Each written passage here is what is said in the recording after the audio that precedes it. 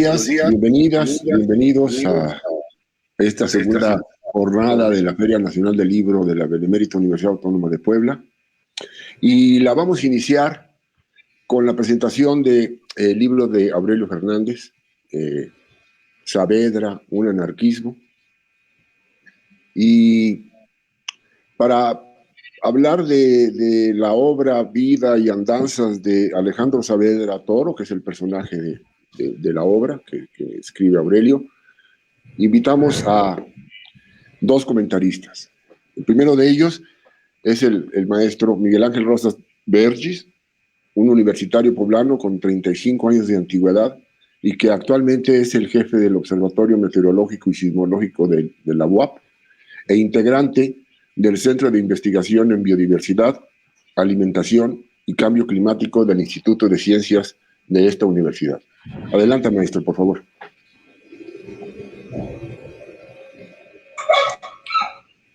Hola. Pues, primero que nada les ofrezco una disculpa porque vamos a participar mis perros y yo. Espero que no se oiga mucho, pero están a todo lo que da. Bueno, les quiero decir que me siento muy honrado con compartir estos micrófonos, sobre todo con el doctor que nos está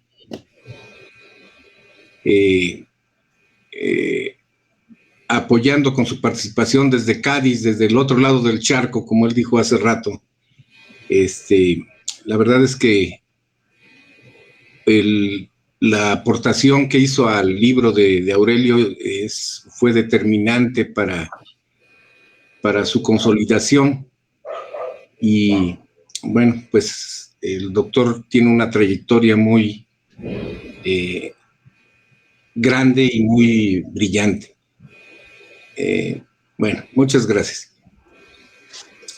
Yo quiero empezar leyendo una partecita de la narrativa de Aurelio en alguna ocasión, que dice: de buscar un pariente me fui encontrando a un personaje, de encontrar a un personaje me fui encontrando una ideología, y de encontrar una ideología me fui encontrando una época.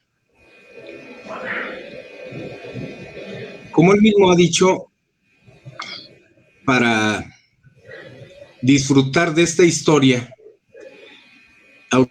Aurelio no solo tuvo que encontrar esa época, sino además meterse en ella. Y se metió a profundidad, investigó cuál era el entorno, cuáles eran las condiciones de trabajo de aquella época, las angustias, los pesares de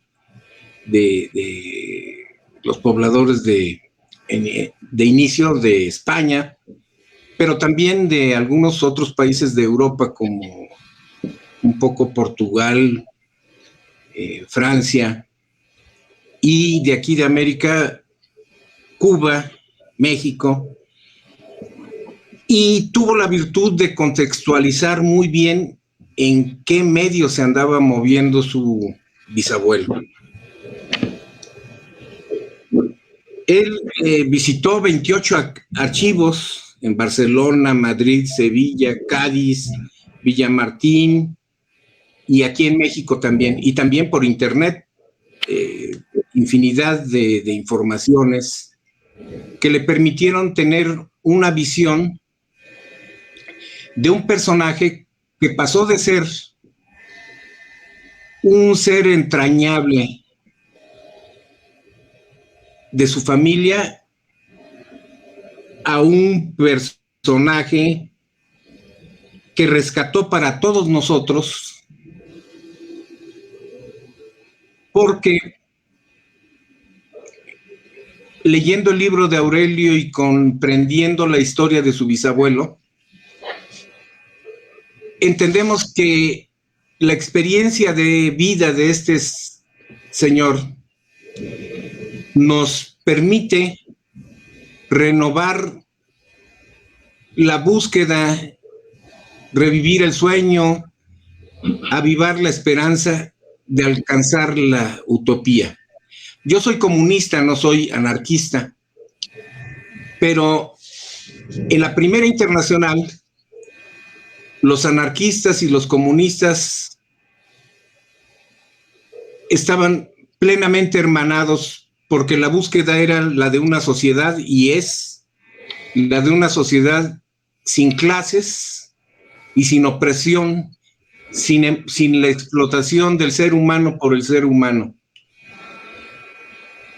Y Aurelio rescató a este ser, lo puso a caminar entre nosotros y lo puso a que pudiéramos nosotros admirarlo como un ser humano increíble.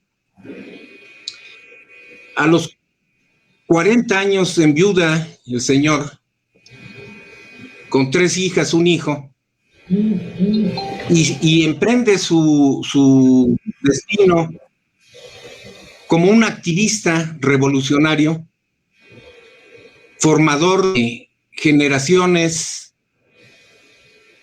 por medio de la educación, por medio del discurso y sobre todo por medio de su pluma, con iniciativas de todo tipo, desde fundar escuelas, formar círculos de estudio, recorrer las luchas, los mítines, las reuniones masivas con su palabra, dando aliento y directriz a los esfuerzos de sus paisanos en la lucha de la igualdad y de la justicia.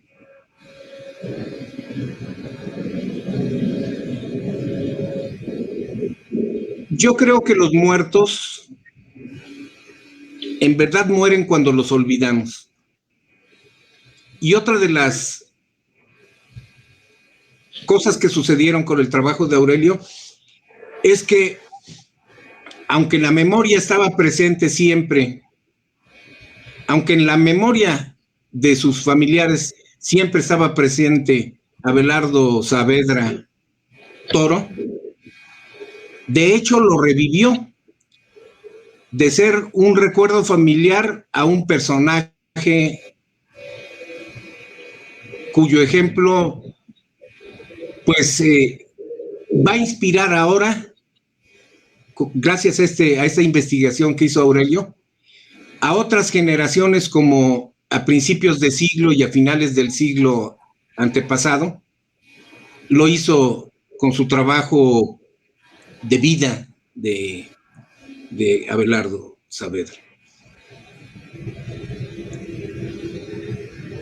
Ya en otras presentaciones se ha abordado diversos enfoques, digamos, ángulos de este trabajo y sobre todo de la vida de Abelardo Saavedra. A mí, lo que me gustaría decir ahorita en esta intervención es, hay una parte que no se ha dicho mucho y en el libro se ve y se puede reflexionar. A donde quiera que anduvo Abelardo Saavedra, anduvo su familia, sus hijas, su hijo, y al paso de los años, cuando se encontraba él en Cuba, es donde se ve con mayor claridad. Es una familia en el activismo, sin una remuneración más que lograr sobrevivir con el pan de cada día, porque ellos no andaban buscando curules ni prebendas salariales, ¿no? Sino andaban buscando satisfacer su búsqueda de la verdad, su búsqueda de la justicia, su búsqueda de la igualdad, hermanándose con quien fuera, cuando fue necesario, por petición de los cubanos y también por necesidad del propio Abelardo Saavedra, salir de España para descargarse un poco de la persecución dado que, como lo menciona Aurelio en su libro, había 42 procesos en puerta, que lo único que le vaticinaban era una vida en la cárcel o en la clandestinidad más absoluta. Llegan a Cuba, se vuelven una fuerza, se vuelve un personaje muy importante, Abelardo, pero llega con un equipo de trabajo que son su hijo, sus yernos, su familia, hasta sus nietos andan participando en el movimiento que se estaba construyendo en Cuba. 2 veces lo expulsaron del país y los trabajos que él iniciaba los continuaban sus familiares. Entonces, yo le decía una vez a Aurelio que se me hacía así como un grupo de revolucionarios, una familia haciendo revoluciones a domicilio prácticamente. A donde quiera llegaban, armaban la fiesta y ponían sus condiciones. Bueno, en la última ocasión, en una de las ocasiones, la primera ocasión que lo expulsaron, estaba en puerta un congreso en Cuba con la intención de formar una confederación de trabajadores. Y finalmente, como lo expulsaron, quien llevó ahí el papel principal fue una de sus hijas, haciendo un papel de primera. Entonces, bueno, pues era una familia como después lo fue aquí en Puebla, que es a donde yo conocí a Aurelio, a don Abelardo, a su papá, a su mamá, a sus tíos, y después, pues sus hermanos, él mismo, hicieron un trabajo aquí de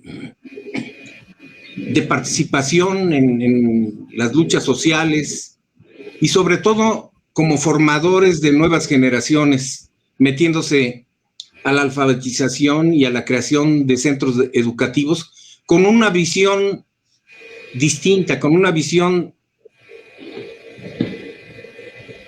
similar a la que su abuelo, su bisabuelo, había dedicado su vida. 21 oficios le contó Aurelio a su bisabuelo. Él no era una persona adinerada, ni tampoco era un hombre de letras. Sin embargo, era una persona sumamente inteligente, capaz, pero sobre todo una persona llena de pasión y llena de entrega. La verdad es que yo felicito mucho a Aurelio por esto que hizo, logró revivir a su bisabuelo. Su bisabuelo ya está aquí entre nosotros, no comparte con nosotros ninguna de las pantallas, de las 4 pantallas que tenemos aquí, pero él ya está presente y va a vivir más, quizás, que nosotros a partir del trabajo de investigación que hizo Aurelio. El trabajo del libro de Aurelio yo lo disfruté muchísimo. La verdad es que casi me siento tan contento como el propio autor, porque Aurelio es muy comunicativo y a todo el mundo le andaba platicando los pequeños avances que lograba en la investigación. Y bueno, igual que a otros nos pasa,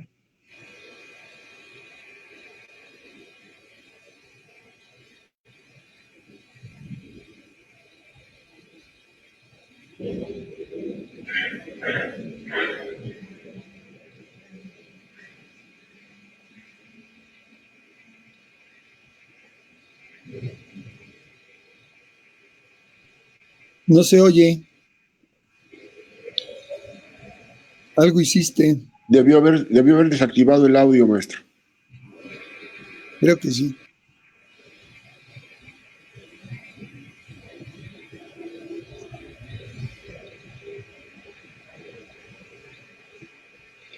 Creo que me está pidiendo cámara o audio. Bueno, pues voy a continuar, no sé en qué me quedé. Ya tenemos el audio, maestro, ahora desactivó la cámara. Ahí está, perfecto. A ver. Ahí está ya. Les decía que yo tuve el placer, por la amistad que me honra tener con Aurelio de hace por ahí de 50 años, de escuchar del propio autor todo el libro, todo. Nos echamos unas jornadas ahí de trabajo a las que me invitó Aurelio, y prácticamente de sol a sol, ¿verdad, Aurelio? De sol a sol nos echábamos la lectura del libro, revisando comas, revisando enfoques, revisando... Entonces la verdad es que ese libro me ha satisfizo demasiado, mucho. Bueno, pues es lo que les quería comentar. Muchas gracias. Gracias, maestro. Muchas gracias por su comentario. El segundo comentarista que invitamos a conversar sobre la obra de Aurelio Fernández es el historiador José Luis Gutiérrez Molina, quien es miembro del Grupo de Investigación de Historia Actual de la Universidad de Cádiz, director científico de la página web Todos los Nombres, www.todoslosnombres.org, y autor de diversas monografías sobre la historia empresarial y social andaluza, en especial sobre el anarquismo. Por favor, maestro, adelante. Pues en primer lugar, buenos días.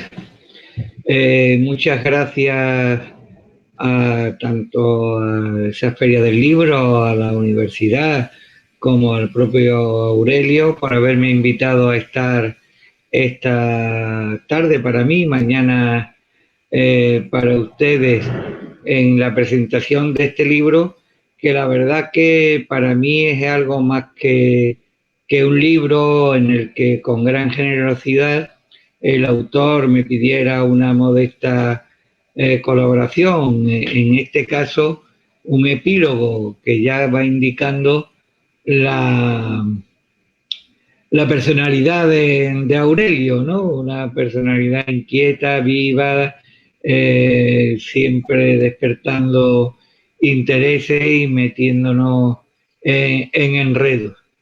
Y bueno, yo le daré siempre las gracias por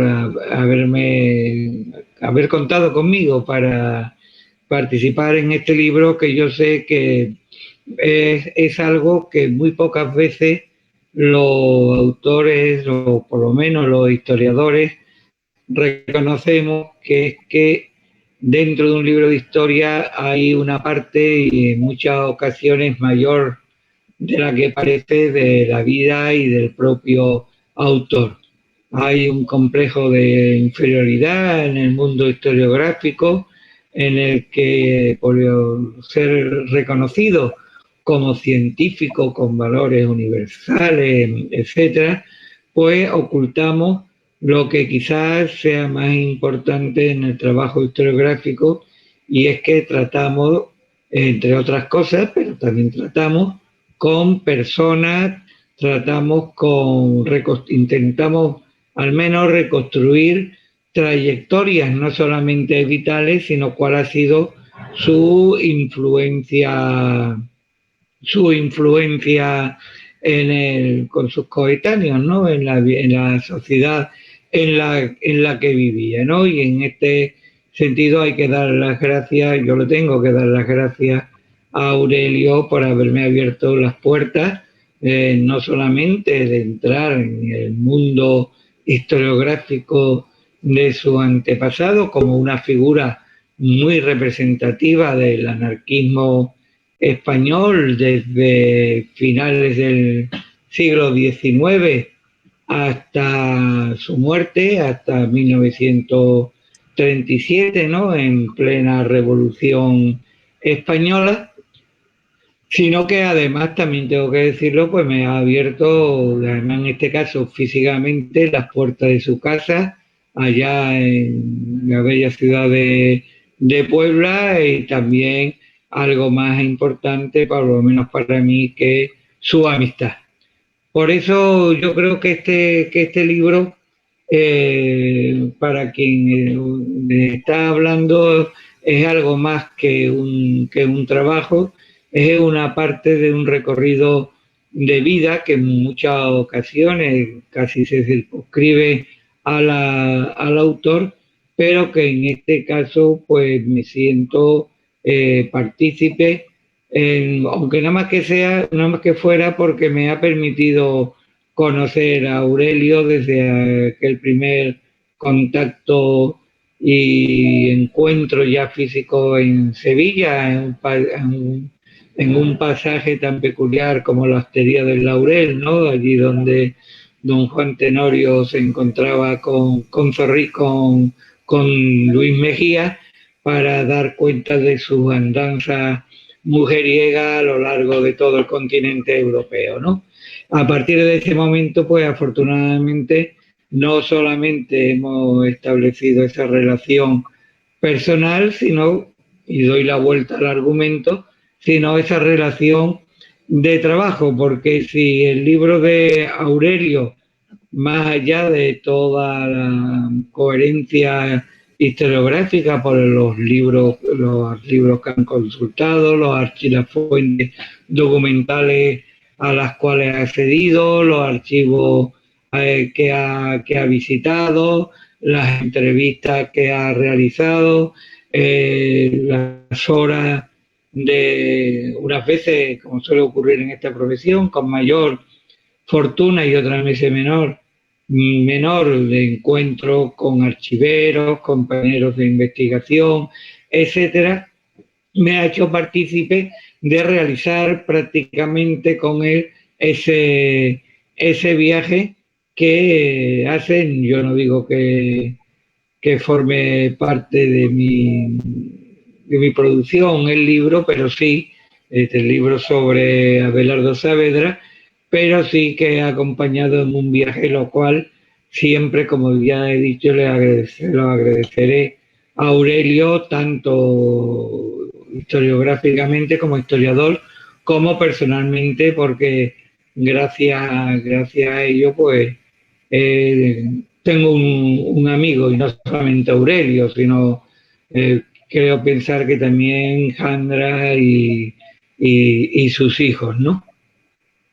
Con respecto al libro, para mí el valor fundamental de este trabajo es que pone, como se ha dicho muchas veces, pero yo creo que no está mal insistir en él, pone en primera línea una de las cientos, por no decir miles, de figuras que pueblan el anarquismo español, y sobre todo en lo que a mí me respecta por físicamente, por cercanía, el anarquismo andaluz. Y eso que Saavedra no sería en principio un prototipo del anarquista andaluz, entra en la idea o en la militancia, en la actividad societaria y ácrata muy tardía. Los anarquistas españoles solían, y ya digo, en especial los andaluces, solían comenzar a militar desde muy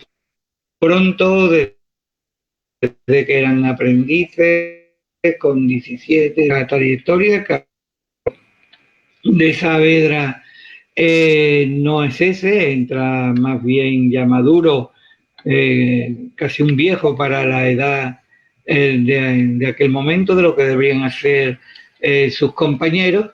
Y además Saavedra, aunque es un hombre trabajador, hecho a sí mismo, no representa tanto intelectual como en su vida material, no representa tampoco al estereotipo del anarquista andaluz, que muchas veces desde el tópico se piensa el anarquista andaluz agrario, fundamentalmente campesino, ligado al mundo del latifundio. Todo lo contrario, sí.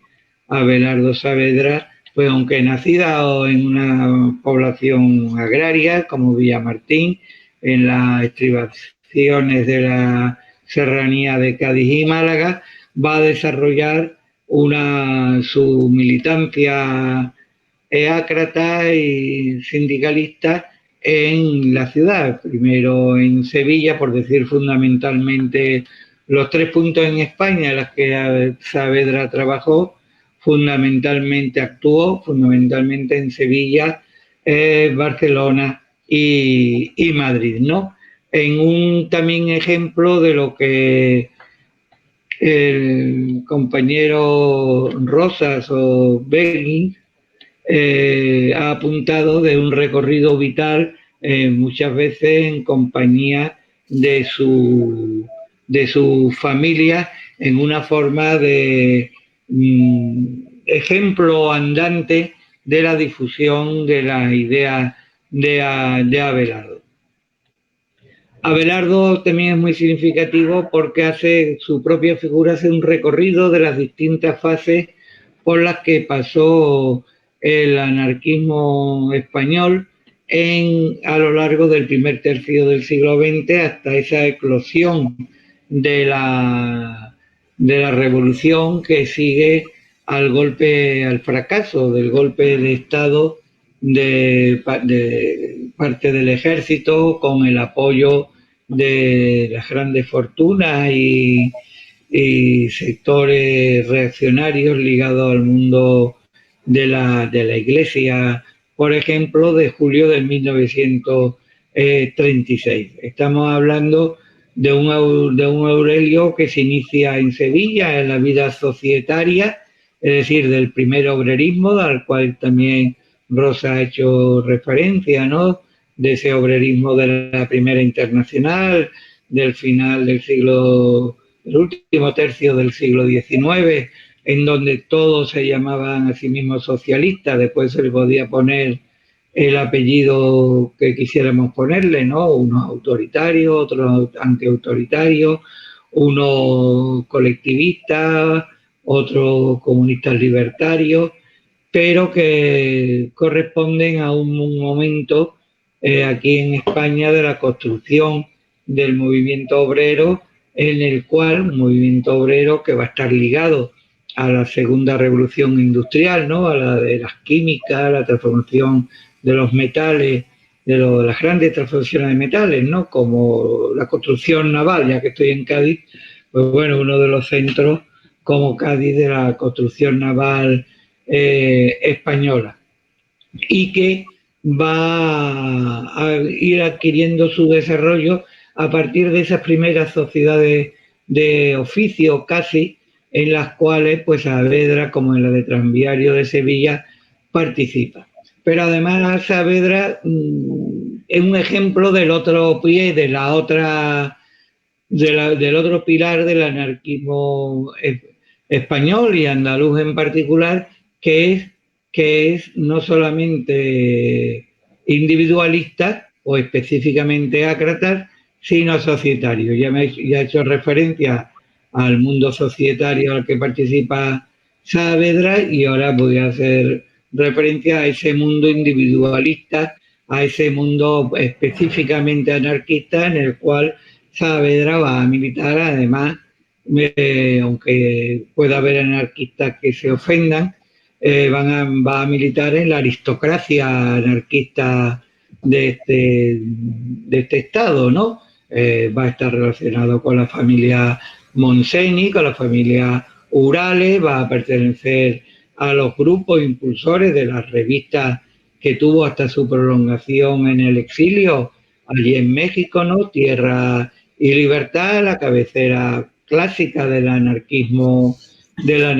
español, y que va a tener su propio recorrido paralelo al del mundo societario, pero fundamental para entender por qué durante estos 50 o 60 años, desde 1870 hasta 1936, muchos espacios geográficos, muchos sectores de producción españoles, pues del Estado español, pues estuvieron dominados por la organización y por las directrices, por llamarlo de alguna manera, o las prácticas o los planteamientos anarquistas. Y me estoy refiriendo pues a elementos como el antipoliticismo, es decir, la no participación en la vida partidaria, o el rechazo a la propia organización política a través de la democracia, ¿no? De la participación en las elecciones, u otro elemento como el de la utilización de la acción directa, es decir, no admitir ningún tipo de intermediario en la resolución de los problemas, sino que la resolución de los problemas debe ser realizada por los directamente afectados. En el mundo laboral, pues entre patronos y sindicatos o sociedades. Pero es que además Saavedra va a ser, aparte de tener esa doble pata del anarquismo español, va a tener una tercera en la cual también va a tener una importancia para el anarquismo español. No hay que olvidar que algunas de las figuras más importantes del anarquismo español realizan ese viaje de ida y vuelta, ¿no? Aquí en el mundo flamenco hay una expresión, ¿no?, hacia un determinado palo de cante, hacia un determinado tipo de cante flamenco que se le llama cantes de ida y vuelta, es decir, son aquellos cantes que llegan a América y volvieron aquí a la península con las aportaciones americanas, ¿no? Estoy pensando en los caracoles, las guajiras, las colombianas, bueno, muchos palos, muchos cantes flamencos que están ligados directamente a ese mundo americano y que aquí se llama ida y vuelta. Bueno, pues Saavedra es un anarquista de ida y vuelta. Las habaneras. No, pero las habaneras no son flamencos, Aurelio. La habanera es otro cante, fundamentalmente un cante coral, de grandes mesas, que no, yo me estoy refiriendo al flamenco más clásico, al que canta, os cantaba, porque ya hoy día van quedando cada vez menos, ahora todos son fusiones, ¿no? El flamenco con el jazz, el flamenco con el no sé qué, sino a ese flamenco del guitarrista y el cantador o la cantadora, ¿no?, que cantan unos determinados palos, unos determinados cantes en función del lugar donde han nacido. Pues yo qué sé, bueno, Aurelio, tú ya eres casi gaditano, estoy seguro que si tú escuchas un cante de Cádiz, lo coges al primer rajeo, coge el aire de los cantes de Cádiz, ¿no? Entonces, lo que quería decir es que ese mundo de ida y vuelta del anarquismo español está también perfectamente recogido en la vida de Saavedra. Saavedra no solamente es un anarquista que viaja a Cuba, no solamente es un anarquista que tiene que salir al exilio, como muy bien se ha apuntado, ante una oscura persecución de carácter judicial, porque de esos 40 y tantos sumarios o procedimientos abiertos, en su gran mayoría, y Aurelio me podrá rectificar, son por supuestos delitos de opinión, que era la gran mayoría cuando las autoridades querían, por lo menos españolas, no sé, en México, ¿no?, querían quitarse de en medio a un anarquista, pues utilizaban dos métodos: acusarlo de vago, violento, con lo cual se le aplicaban las leyes en contra de la mala vida, es decir, del personal, de las personas que viven en los márgenes de la sociedad. Y la segunda es que, como decía la familia Urales,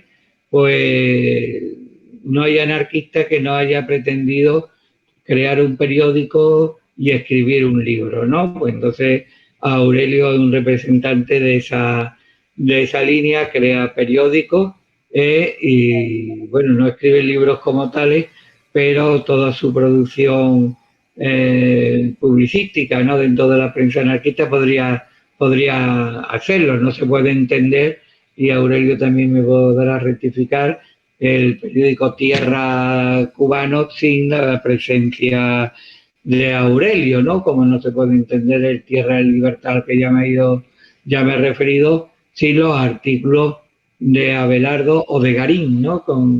Era uno de los seudónimos que utilizaba.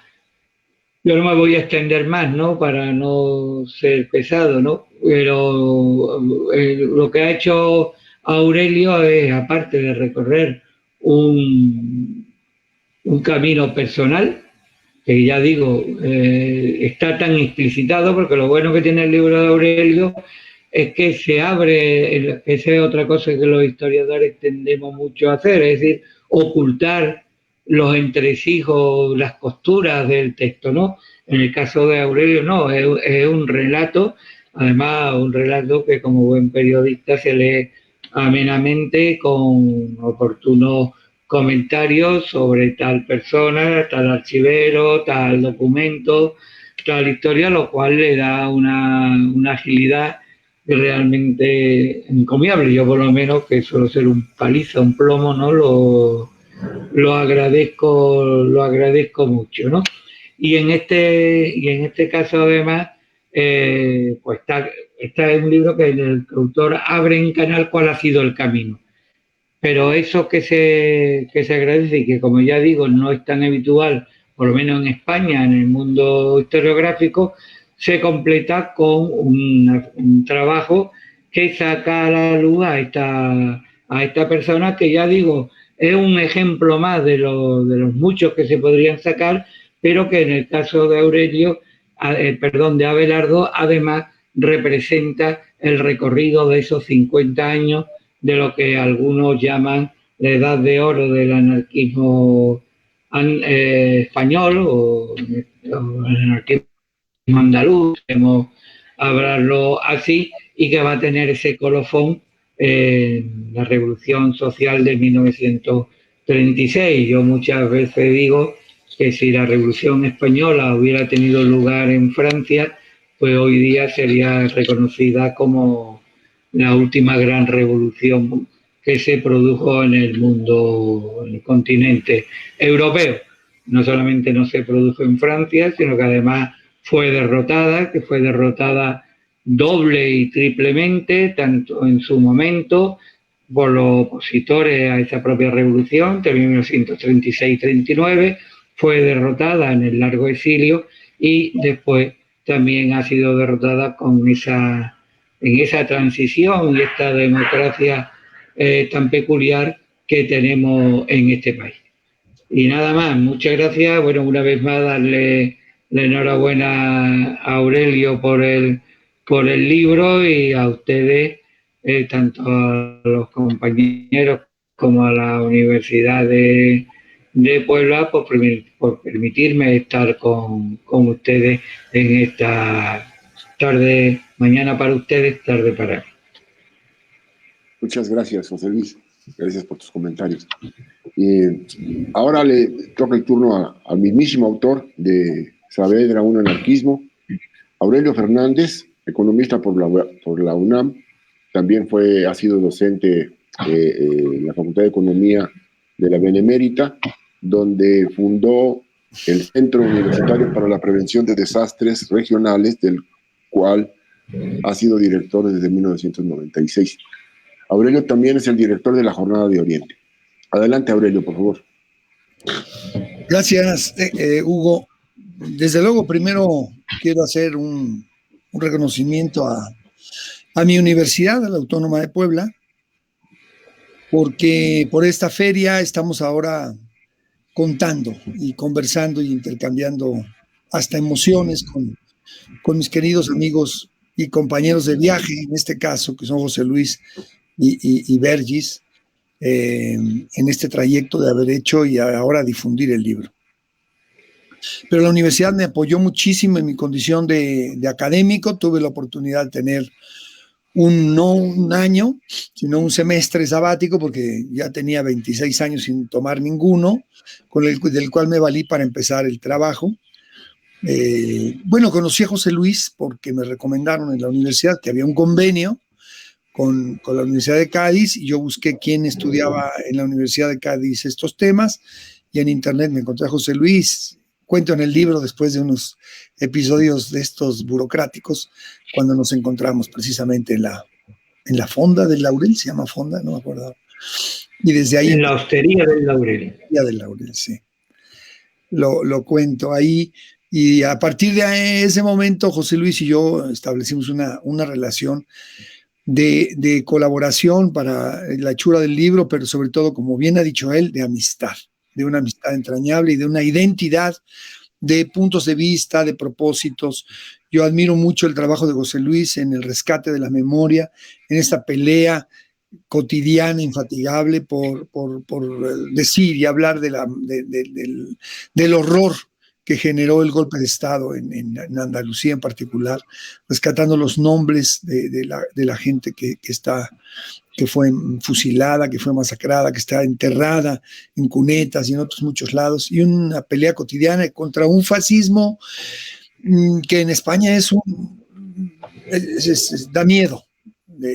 Su presencia cotidiana, el falangismo vivo que hay ahí, saboteando placas, quitando nombres a las calles, a las estatuas, una cosa, y José Luis está al frente de esa lucha por rescatar la memoria, que es parte también de lo de este libro. José Luis a mí me abrió muchas puertas, me enseñó muchos métodos de historia, porque él sí es historiador en serio. Yo soy creo que soy un cronista que se fue a buscar la historia de este hombre, que como bien rescata a Vergis, era mi pariente, que acabó siendo un personaje, acabó siendo una época, acabó siendo un momento de la historia y una identidad también familiar. Eso creo que es importante, no lo abandono. El modelo que yo sigo para presentar el libro no podía ser de otra manera, porque ese es el estilo con el que disfruté escribiéndolo. Si lo usamos en términos de los cartógrafos, los que hacen los mapas. Siempre que haces un mapa debes entregar una tira lateral que se llaman los metadatos. Los metadatos son la forma en que tú hiciste el mapa. Es decir, cuál es tu escala, cuáles son las cartas que utilizaste, cuáles son las capas que estás empleando, etcétera, etcétera, etcétera. Entonces, es lo mismo. O sea, yo lo que fui haciendo, que me gustó y que a José Luis le gusta, el otro día lo decía también Paco Taibo, que le gustó también como una forma de contar la historia, es contarla de cómo se fue descubriendo y cómo se fue encontrando, ¿no? Hay cosas que no puse porque sean muy extensas. José Luis me hizo el favor enorme de irse al archivo provincial, me parece, o municipal de Sevilla, a recuperar un juicio donde no se habla Abelardo, pero que es muy divertido, que es un juicio que hacen la familia Ibarra a un periodista de apellido Martínez, porque se había hecho un escrito acusándolos de pulpo y de violador, etcétera, etcétera. Esa parte tan divertida también fue muy interesante. Recuerdo con José Luis esa última sesión de trabajo en el archivo de notarías de Cádiz, ¿no? Buscando, nos traían ahí aquí en México les llamamos los diablitos, con las cajas de todos los expedientes, y me ayudó muchísimo a buscar testamentos y otras cosas para encontrar la historia del viejo. Me abrió muchas puertas José Luis, pero además me dejó muchas preguntas y que me ayudaron después. A veces las respondo y a veces no. Y con Vergis, bueno, yo creo que nadie, de todos los muchos con los que conversé y que les contaba las historias, como él bien dice, nadie tuvo tanto entusiasmo y tanto impulso como él y Gatti para decir que iba por buen camino. Y entonces lo fastidié al pobre, bueno, a medias, porque lo llevé a un sitio lindo donde nos encerramos una semana, porque yo necesitaba leer en voz alta el libro para darme cuenta de los errores. Es un método periodístico que yo recomiendo a mis reporteras y reporteros. Le digo, lean su propia nota para ver qué están diciendo. Entonces, le agradezco mucho a Vergis todo este esfuerzo. Me agrada mucho que esté en esta presentación.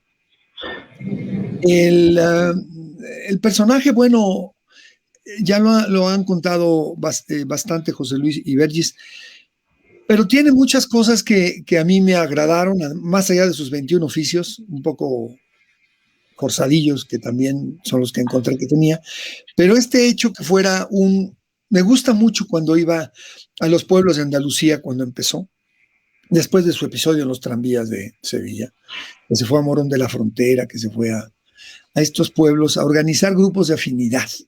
A mí me gusta mucho ese método de los grupos de afinidad. Y cómo se ponían a hacer lecturas en voz alta de los periódicos, que había entre ellos, o de obras hasta de Tolstoy o de Dostoyevsky, era increíble. Y se daban cuenta de que había gente que no sabía leer y escribir, y entonces se les enseñaba. Y les enseñaban las gañanerías, que es otro descubrimiento que me fascinó. Bueno, para mí, José Luis, porque nosotros en México usábamos la palabra gañán para acusar a alguien de tosco, de burdo. Y cuando me voy dando cuenta, creo que es una adjetivación inventada por los señoritos jerezanos montados en sus jacas o algo así, para manifestar su desprecio hacia los trabajadores agrícolas más pobres y más explotados por ellos. Y ahora esa idea de que en las gañanerías se reunían para aprender a leer me parece extraordinario. La hechura de periódicos, su participación en los periódicos, en Tierra y Libertad, ¿no? Esta discusión una observación que me hizo Armando Bartra en la primera presentación en el fondo, diciéndome que yo decía que el Tierra y Libertad era una proclama anarquista de los campesinos rusos. Me dijo, no eran anarquistas, eran populistas. Y me dio un libro para que yo viera cómo era el asunto. Pero cuando leo el libro me doy cuenta que entre esos populistas rusos que sacaron, que crearon periódicos también y publicaciones y organizaciones con el nombre de Tierra y Libertad, entre estos llamados populistas había un tal Miguel Bakunin, que fue el que promovió la difusión del anarquismo en España años después, ¿no? Para el caso es lo mismo. Lo interesante es cómo llegó hasta Emiliano Zapata. Y en el mundo, quizá, por lo menos de América Latina, el lema de Tierra y Libertad se cree que es de Zapata y no se sabe desde dónde vino, probablemente propalado por Antonio Díaz Soto y Gama entre las filas del zapatismo. Pero en fin, todos estos, el periodismo y luego su liga con México. Yo no tenía la menor idea de esta liga con México, que es fascinante, ¿no? Porque lo meten a la cárcel en La Habana por haber escrito un artículo bajo el seudónimo de Garín contra Porfirio Díaz. Eso es increíble. Y cómo voy ligando yo los descubrimientos, cómo me encuentro un catalán que es expulsado, 2 catalanes que repartían el periódico Tierra en Mérida, y a uno lo expulsan inmediatamente, a Francisco Ros y Planas, porque tenía literatura anarquista y socialista en su casa y lo echan. Y haber atacado al señor Porfirio Díaz. Pero al otro lo detienen y lo procesan por un cargo que a mí se me hace hasta el momento muy divertido, que es falsificador de azafrán. Antonio Duch Costa, o Duc, como dijeran los catalanes. Y resulta que este Antonio Duc o Duch es el tío abuelo, luego me pongo a averiguar, del corresponsal de La Jornada en Moscú, Juan Pablo Duch o Duc. Está en Moscú, yo le escribo, le pregunto si es su pariente, y dice que es su tío abuelo y que con su abuelo tenían una tienda de ultramarinos, que ahora ya no se ocupa, pero ¿se acuerdan cuando había ultramarino, vinos y licores? Había en la Ciudad de México una que se llamaba Ultramarinos, Vinos y Licores, la antigua sevillana, la Casa del Bacalao. Patrocinaban un programa de música flamenca en la XCB, o no me acuerdo cuál. Bueno, pero ahí vendían azafrán. Entonces dije, lo sorprendieron y quizás sí falsificaba azafrán. Pero bueno, toda esa historia, cómo va a dar a la cárcel Saavedra a petición de Porfirio Díaz en un fast track impresionante, porque en noviembre le pide el gobernador de Yucatán que lo pida el procesamiento en La Habana, y en enero lo están deteniendo en La Habana por ese hecho, ¿no? En fin, es un personaje extraordinario, Abelardo Saavedra Toro. Y eso creo que está en el libro. Quien lo haya leído lo habrá visto, lo habrá disfrutado probablemente. Es un gran personaje, y es una época maravillosa que describe en el epílogo José Luis de una manera también magnífica, que nos permite entender una época. Y creo